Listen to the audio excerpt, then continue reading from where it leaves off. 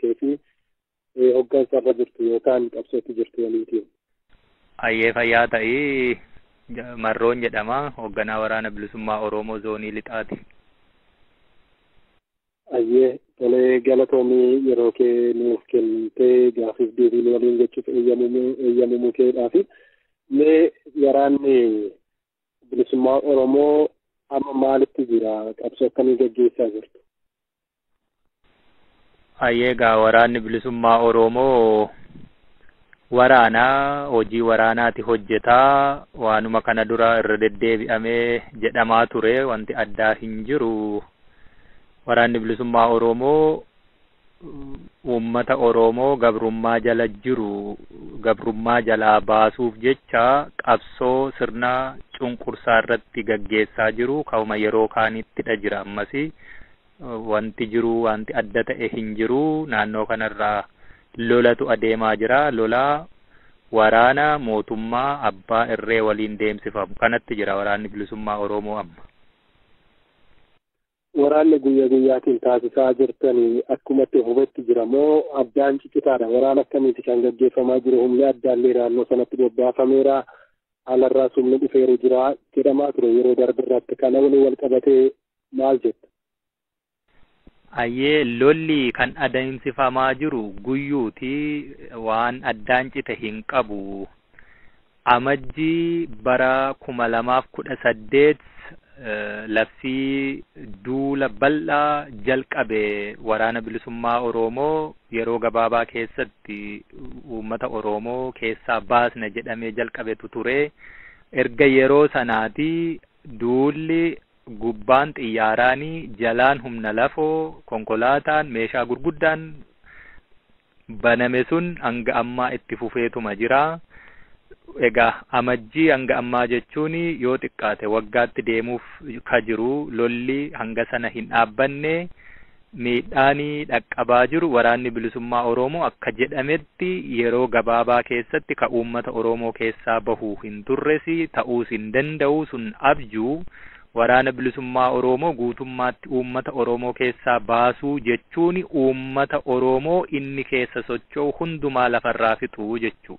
Sagantaan mootummaan kun baafatee deemaa jirullee kanaan wal fakkaata. Amma naannoo kanarratti miidhaa guddaan kan dhaqqabaa jiru waraanni mootummaas duula silaa waraana akkasaarratti banuu malee haaloo sana dadhabuurraa uummatatti bahutu jira. Manni gubataa uummanni ijjeefamaa hidhamaa mi'aan isaa ooyiruurratti jalaa gubataa inni irraa hafe saamamaa wanta akkasiitu deemutti jira jechuu amma. Hayyee mee kana gidduutti miidhaan uummatarra dhaqqabaa jiru gam tokkootiin humna waraanaa keessaniitiin jedhama gama biraatiin immoo kan mootummaatiin jedhama asirratti maal jettu?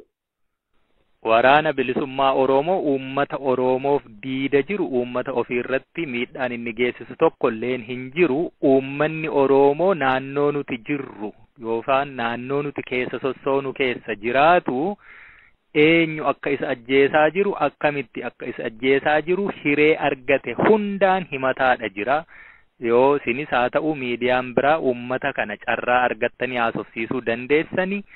Waraana gama lamaa deemu gidduutti eenyutu akka itti dhukaasee ajjeesaa jiru uummati ofiisaa baaseetu himataa jira. Waraanni bilisummaa Oromoo uummata Oromoo nama nagaa qonnaan bulaa ta'u barataa yookaan hojjetaa adeemsuma jiru kamii keessaayyuu nama Oromoo ta'e naannoo kanarra jiru nama nagaa waraanni bilisummaa Oromoo bakkeetti ajjeese jedhu kana dura himeera.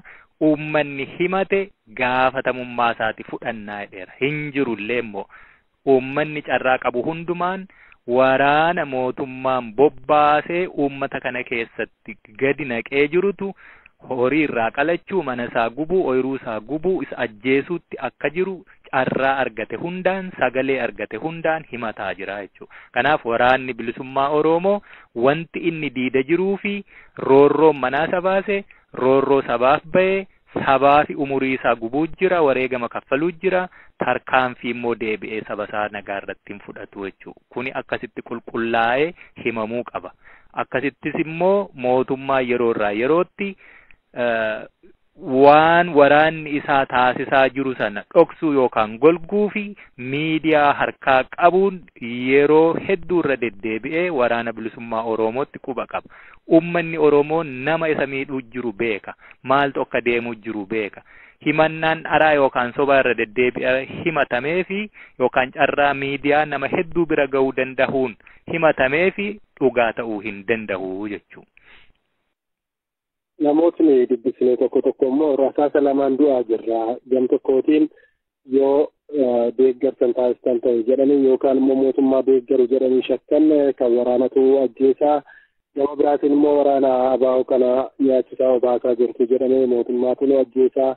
Kanneen jedhanii yaaduma isaaniillee bilisaan dubbachuudhaaf yookaan ibsachuudhaaf sodaatan illee ni jiru. Gama lachuutti sodaa qabna yaadan kenname kan jedhan. Kanarratti yaadi gabaabaa akkamiin ibsita? Irra deddeebi'ee kanuman sii himaa jiru. Nama nagaa, uummata nagaa kaa hojjetatee jiraatu homaa keessaa hin qabne waraanni bilisummaa Oromoo ajjeesaa hin jiru, ittis roorrisaa hin jiru. Waraanni bilisummaa Oromoo Oromiyaa keessatti bakka hedduurraa gaafachuu ni dandeessa. Uummanni kadhateetu isa nyaachisa. Kuni haqa lafa jiru uummatatti haasa'uu jirra kan taajjabu uummata kana keessadha jiraanna waliinidha jirra waan ta'eefi kadhateetu nyaachisa. Waraanni bilisummaa Oromoo waan abee uummata ofii keessatti nu gargaaraa jedhee nama doorsisuuf hin jirtu.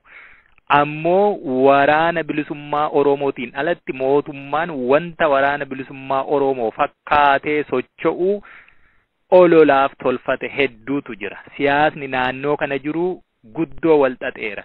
Siyaasa sabaaf yaaduu osoo hin taane aangoo barcumaa dheereffachuu fi nama ajjeesuu dhiiga dhangalaasuutu asitti xaxamee jira. Haala kanaan uummanni keenyi dammaqiinsa waan inni beekuuf eeggatuu qabu. Waraanni bilisummaa Oromoo aadaa, safuu, duudhaa, heera, seera ittiin bulu qaba. Uummataa miti. Horiitu roorrisu jechuudha. Horii miti bineensa daggalaayyuu akkaataatti ijjeefatee nyaatu ni beeka. Naamusa qaba jechuudha. Seera qaba jechuudha. Waraanni bilisummaa Oromoo har'a qofaa miti kan inni as keessa jiru. Himannaa gama tokko namoota fedhii dhuunfaa siyaasa barcuma mootummichaa tiksuu keessa jiranii himatan irraa ka hafe hawaasa bal'aa biraa ammallee irra deebi'een dubbadha. Himannaan akkasii waraana bilisummaa Oromoo irratti hin jiru. Kanuma wanni siin jechuu danda'u asirratti. Tole kaabinoota mootummaa hojiif naannoo sanarra socho'an ajjeesuutiin yeroo baay'ee irra deddeebi'ee mootummaan ni himata. Waraana keessan erga Oromoof qabsaa'anii akkamittiin Oromoo ajjeesuu jedhanii kanneen barreessanis ni jiru qaama qondaalota mootummaa keessaati. Hojiidhaaf yeroo socho'amu yeroo kamittiyyuu tarkaanfiin akkasiin fudhatamaa gaggeessitoonni garaagaraa lixa Oromiyaa keessatti ajjeefamaa turuun isaanii ni beekama. Qaama kamiitiin akka ta'e ifatti dhugaansaa beekamedha baatus. Dhiyeenya kana torbee darbees namni tokko ajjeefamanii ture obbo Tolaa Gadaa yookaan Gadaa Tolaa nama jedhamu adda baasee hin beeku. Waraana keessantuu akka raawwatetti himan. Isaan akkasii kana tarkaanfii akkasii maaliif fudhata waraanni keessan moo waraana keessan miti? Inni kun waraana keessan immoo waraana keessan miti irra deddeebi'ee himataa jira mootummaan. Anis irra deddeebi'ee deebisaatiin hin jira. Duuba buutanii qorattanii wanti qaamni walaba ta'e qoratee bira ga'u tokkoyyuu hin jiru. Garuu waanuma gabaabaa tokko siimuun barbaada. Ajjeechaa yeroo hundumaa akkasitti deemu namoonni kun waraanaan marfamaniitu deemu. Namni amma tokkichisaa qofaan ijjeefame jedhamu kuni waraana guutuu waliin konkolaataa afuriin sosso'a. Waraanni bilisummaa Oromoo nama kana rasaasa takkitti itti dhukaasee ajjeese waraanni sun fayyaansaa kan waliin jiru otoo homaan ta'iin keessaa bahee akkamittiin ta'ee ka jedhu gaaffii kana of gaafachuu qaba namni. Waraanni bilisummaa Oromoo namoota akkasii waraanaan marfamanii adeeman kan ajjeesuu miti. Qobaatti yeroo deemaniyyuu dhimma irraa hin qabu. Keessumaayyuu namoota haala hawaasa tajaajiluu danda'uun garuu immoo mootummaa keessatti miindeffamanii hojjetan irratti xiyyaafannoo tokkolleen hin qabnu. Nuti xiyyaaffannoon keenyi beekama. Humna tikaa waraanaa fi walumaa galatti qabsoo bilisummaa Oromoo dura humna dhaabbatu irratti karaa kamiinuu jechuudha. Kan kanarraa hafe namoota barsiisaa, namoota hojii daandii, bishaanii, ibsaa, hospitaala warra akkasii keessa hojjetanii waraanni bilisummaa Oromoo bakka kamittuu tarkaanfii irratti fudhatu hawaasadha tajaajilu waan ta'eef. Kanaaf iyyuu duuti akkasii kan najjoorraa jalqabee himannaan akkasii mootummaan itti jiru qopheeffameetiniin hojjetama. Tika mootummaatiin hojjetama. Wanni kana ta'uufi ammoo waan gama waraanaa raawwachuu dadhabani gama propaganda yookaan ololaanii bu'aa siyaasaa yeroo gabaabduu hafuura isaan baafachiiftu argatuuf dalagan sana keessatti namoota mataa ofii akka hoolaa wareegamaatti qopheessanii irraa olola siyaasaa hojjetu. Dhugaan jirtu kanaafi kana qofa. Waraanni bilisummaa Oromoo yoo barbaade iddoo barbaadetti tarkaanfii barbaade fudhachuu danda'a. Namoonni hedduun sektarii mootummaa sana keessatti siviiliin hawaasa tajaajilanii garuu mootummaan miindeffamanii bahanii galaa hojjetaa jiru. Isaan irratti tarkaanfii salphaa ta'e eenyuyyuu nu dhorkuu hin dandeenye maaliif hin fudhanne. Akkamiin itoo lafa kana keessatti lolli hanga kana jiru taargeetii yookaan qiyyaafannoo keenya ka waraana irratti qofaa akeekkate qofaa raawwachuutti jirra ka'edhu gaaffii namni gaafachuu qabuu fi ofiillee deebii kennuufii danda'u jechuudha. Kanaaf ajjeechaan akkasii bilisummaa Oromoon hin raawwatu, raawwatees hin beeku, siichettis hin raawwatu. Kanuma gaaffii ati na gaafatteef deebiin ani qabu. Hayyee qondaala mootummaa lixa jiru tokko gaafa gaafannu kallattii lamaan dhukaasa bananii bosonaa ba'anii rasaasni tokko akka tasaa nama du'e sana rukuttee isaan immoo yeroo sana dhukaasuma bananii fiiganii miliqanii inni nageenyas faana bu'ee hordofee ture to'achuu hin dandeenye kan jedhu yaada kennanii ture dhageessitee hin beeku. Hayyee. Kanaaf immoo riphee lolaatu waan akkasii kana raawwataa kan jedhudha kan ibsamaa ture. Kanaaf kan hin kaasa. Eeyyee deebii sii kenne beeki. Riphee lolaatu kana raawwataa yoo jedhame riphee lolaanis akkasii miti iddoo barbaadetti waan barbaade raawwachuu danda'a gochuu ni dandeenya turre kun nu hin ilaallatu. Humni nageenyaa waliin jira, hidhatee jira, konkolaataa afuriin socho'uutti jira. Namoota kana keessa gidduu taa'a achi keessa rasaasni akka waan maagneetii namtichi qabuutti itti dhukaatee isa qofaa ajjeeste namoonni ajjeesan immoo fiiganii badanii humni nageenyaa to'achuu hin dandeenye. Mee kanaafi ati maal jetta? Namni sana siin jedheyyuu waan naannoo sana irratti ta'e waa tokkoyyuu quban qabu. Odeessi yookaan miidiyaa fi akkas jedhii soba kenni ka jedhamee fi waan irraa bahuu malte qofa sii himee jechuudha. Gaaffiilee hedduu kaasuu dandeessu osoo gaafatte deebii ittiin qabu namni kun. Garuu ati koodiima gaazexeessaan tokko gaafachuu kondaaktii sana qabatteetu gaafatte waan ta'eef malee gaaffii hedduu kuni qaama walabaan yoo qoratame qofaadha mirkanaa'uu danda'a yookaan immoo qulqullaa'uu danda'a. Akkasi. Odeeffannoo konkolaataa afurii socho'uu isaanii miidiyaadhaa ka argattan moo odeeffannoo kana qabdu? Konkolaatota arfaniin sosso'aa turanii sana keessaa inni konkolaataa isa gidduu keessa ture achiiyyuu immoo gidduu taa'a akkasittiin beeki kan isaanii ofii mootummumti sun maxxansuutti jiru. Kanaaf konkolaataa afuriin namni sosso'u keessaa immoo kan gidduu taa'u achii immooyyuu namoota gidduu kataa'u akkamiini maagneetii wayiit itti hidhatee waraanni bilisummaa Oromoo rukute yoo ka'edhuun gaafatuu jiraniyyuu mootummaatu sana maxxanseera. Maxxansoota ka namoonni hoggantoota mootummaa sana keessa jiran guyyuu miidiyaarra taa'anii maxxansan namooti sun dhugumaan isaan ta'e qabatamaan beeknutu kana jechuutti jira. Hayyee mee gama biraatiin gara gaaffiiwwan kaanitti haa deebinuuti. Abaa'oon filannoo dhufurratti hirmaachuudhaatiif waraqaa yoo beekamtii yookaas galmaa yoo beekamtii fudhachuunsaa inni beekama dhiyeenya kana. Inni kun yaada keessan kan jijjiiru yookaan wanta irratti jettan qabdu kana hojii wal qabatee hoggansiisi boordiin filannoo Itoophiyaa yeroo ammaa kana kan raawwachuunsaa abdii wanta qabu fakkaata yaada jedhu kennanii ture. Tarii inni kun amantaa akkasiin irratti godhattan yookaan yaada keessan jijjiirtan isin taasisuu danda'a? Kanarratti yaadan sii kennuuf danda'u tokkoyyuu hin qabu. Okay. Gara gama filannootii wanta jedhu irratti jechuudha. Mee gaaddisa paartilee Oromoo kan jedhu tokko dhiyeenya kana hundaa'e wajjin wal qabatee dubbatan keessaa ammas karrisaa banaadha.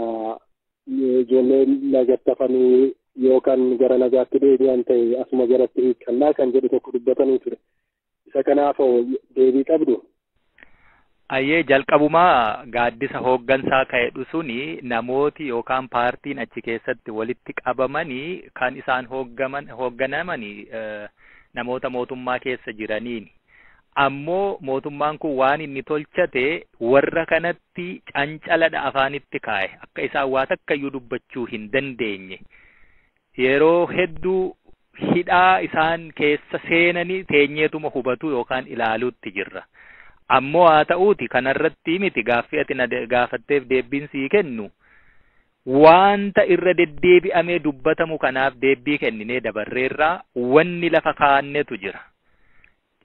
Yoo daandiin isaa jiraate araarri dhugaa jiraate tokko jaarrolee araaraa kaa nutis mootummaanis irratti walii galuu dandeenyu waliinidha filanna kan mootummaan dabballee ofii bobbaafatu miti. Sun nuuf hin ta'u kana duras dubbadhe. Lammata bakki itti wal argamuu danda'utu filatama. Sadaffaa wal arguu fi waraanni amma akkasitti labsii muddamsuutiin mootummaan ummata keessatti bobbaasee jiru ummata keessaa ka'uudha qaba. Mallattoon nageenyaa mul'achuu qaba. Nutis waraanni bilisummaa Oromoo bakka jirru irratti labsii dhukaasa dhaabuu gamalachuun irratti walii game tolchuun achirraa waraanni ka'ee labsiin muddamsuu ummata irratti labsamee ummanni bahee galuu dadhabu sun irraati kaafamuu qaba. Inni kaan ummanni Oromoo harki guddaanii maqaa waraana bilisummaa Oromootiin mana hidhaa keessatti dararamaa jiru hedduutu jira. Oromummaa qofaaf badii tokkollee kan hin dalagiin karuma nagaallee hojjenna warra jedhee gale paartii adda bilisummaa Oromoo amma gara paartiitti of jijjiiruu deemu nagaa buusna filannoof deemna jedhamu sana keessallee miseensiif qondaalli dhaabichaa akkuma jiru mana hidhaati jira. Kuni hundi gadi lakkifamuudha qaba. Warra isaan hidhetu yakka dalage malee warri hidhaa jiru yakkamaa miti. Kanaafuu gadhiifamuun isaanii immoo akka injifannootti ilaalamuun qabu. Jalqabumaayyuu hidhamuu hin qaban ture waan ta'eef. Inni biraanii yoo walii galamee dhukaasni dhaabbatee hidhamaan hiikamee labsiin muddamsuu kun ka'ee jaarroleen bakka namni itti wal arguu danda'u tolfamee gamalachuurraa tolfanne irratti walii galame dubbiin kun lammata deebi'ee akkan kaane taajjabdoota kana duras dubbadheera qaama sadaffaa nu gidduu taa'uu danda'u tolchachuu kun jiraate jennaan achi booda ajandaa irratti mari'atamu dhimmi Oromoo nu ilaallataa jennee waan dhiyeeffannu qabna. Mootummaan immoo kun sin ilaallatu kunas sin ilaallata jedhee waan nu mormuu fi waa walitti dhukaasnuufiitu jira. Maaliif walitti dhukaasne nuti kana barbaanna isin kana barbaaddu ajandaan kaahameetu irratti mari'atamuu qaba yeroon fudhatame. Yoo kana hin taane mootummaa yeroo barbaadetti namoota adda addaa fedhii siyaasaa walitti hidhata qabanii tottolchee waraana galchine yookaan hiikkachiifne jechuun sun booji'uu jedhama. Yoomiyyuu hin ta'u kana duras hin taane fuuldurattis ta'uuf hin deemu. Kanumaa jechuun waan isaan hooggansa sanarraanii yookaan gaaddisa hooggansaa jedhanii dubbataniif deebiin ani siif qabu. Jaarsolee waliin filachuu ka jettee kaaste irratti biyya keessaa moo biyya alarraa moo haala akkamiitiin filachuudhaatiif fedhii qabdu osoo kuni kan ta'u ta'e? Kuni kan ta'u yoo ta'e akkaataan itti filatanii qaamni mootummaa bakka buufatee fi nuti bakka buufannu walitti dhufanii irratti mari'atanii milkeessaniin xumurama. Inni kuni hojii gaafa walitti dhufamee ta'uu danda'uuti. Gama biraan mariidhaatiif bakka ka jedhu kaastee jirta. Bakki mijataa miti kan jedhuuf moo maaliif biyya keessatti mijataa miti jechuuf moo maaliif ture laata? Ito isa jeete. Kuni aadaama namni wal dhabee jiru yookaan dhaabni wal dhabee jiru yookaan qaamni qawweetii walitti dhukaasu taasisuu addunyumarra jiruutii ka Oromoo baatuun itti baate tokkoyyuu hin jirtu. Lolli dhaabbateetu bakka filachuu jechuun qaamni wal argu wal amanee iddoo nagayummaa gamalachuufuu irratti walii galame wabii nagaa qaama lachuu ta'uu danda'u jechuu. Alaaf keessa jechuu miti sun bakki irratti walii galame bosona ta'uu danda'a, mandara ta'uu danda'a, biyya ta'uu danda'a, sun rakkoo hin qabu. Wabii nageenyaa gamalachuu kan mirkaneessu bakki irratti waliif galamu jaarrolee gidduu deeman sanaan mirkanaa'ee itti wal argan jechuu kooti. Mee gama biraatiin waraanni keessan osoo gara nagaatti deebi'e carraan akkamii akka isa mudatu yookaan maaltu akka isaaf kennamudha kan fedha qabdan kanaan duras kan irratti waliin galan. Suni ka miidiyaa irratti osoo hin taane waan barbaannuu fi waan baanee fi akkaataa itti karaa qawween arganna jennee deemaa jirru karaa nagaan akkamitti argamamuu danda'a jedhamee mariin yeroo taasifamu murtaa'a. Marroo qabsoo kana keessatti inni tokko filannoon biraa kan ammatti jirtan qabsoo qawweedhaan gaggeessaa jirtanii kan biraan immoo qabsoon siyaasa keessaa gaggeeffamu filannoodhaan. Isa kamtu filannoo sirriidha Oromoo fi Oromiyaatiif jettanitti amantu. Haala har'a jiru kanaan sabaaf sablammiin biyyittii keessaa akkasumas biyyi Itoophiyaa jedhamtu yeroo dheeraa fi kijiba irratti tuullaa kijibaa irratti ijaaramaa rakkoon gaaffiin sabootaa hedduun irra taa'aa gaccuqqilamaa dhufe kana keessatti Oromoon qawweetu isa barbaachisa. Kuni abjuu miti, raaga himuu miti yookaan immoo ayyaantuu ta'uu sin gaafatu. Kana duras dubbachaa turre namni hedduun bilisoomnee jechaa ture. Har'a garuu dhiigni ilmaan Oromoo deebi'ee daandiitti bahee jiguutti jira. Of goyyomsuu nun gaafatu. Addunyaama kanarratti gaaffiin saba hundaayyuu gaafa rakkoo seenu biyya gaaffii sabaa qabu dhiisiiti biyya bilisoome keessattiyyuu sabni dammaquun ijaaramuun hidhachuun dirqamuma.